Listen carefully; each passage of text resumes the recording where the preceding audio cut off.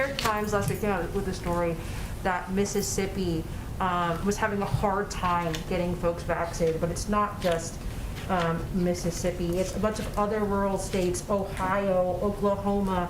They're at 34% vaccination rate. Even so, opening up vaccines to out-of-staters. I know we talked a little bit about before the preliminary steps, but has the White House been in touch with these governors to see what they can do now? Because of course this impacts herd immunity and the goals of the White House just to get these shots in on.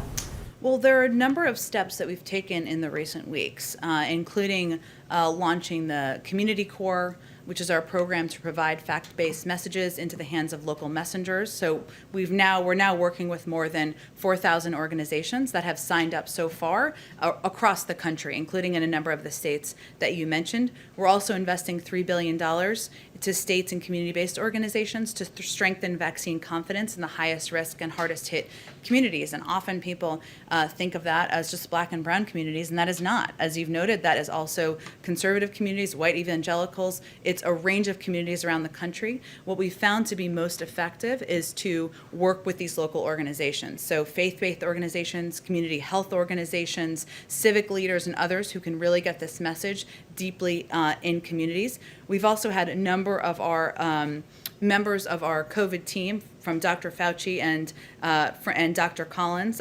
participate in a range of media interviews. You know, an example is Dr. Collins participated in the 700 Club.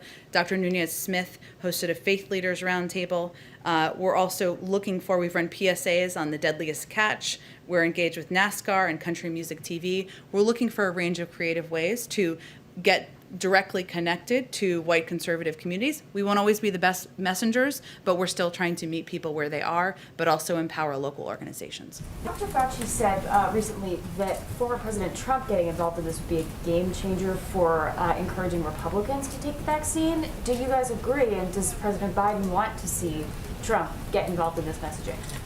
Well, if former President Trump woke up tomorrow and wanted to be more vocal about the safety and efficacy of the campaign, of the vaccine, certainly we'd support that. But also, I think what's important to note is that, as I noted, 81% of Republicans said they would trust their own doctor or healthcare provider, and that's an important place to invest. Every other living former president, or most of them, if not all of them, has participated in public campaigns. They did not need an engraved invitation to do so. So he may decide he should do that. If so, great. But there are a lot of different ways to engage, to reach out, to ensure that people of a range of political support and backing know the vaccine is safe and effective.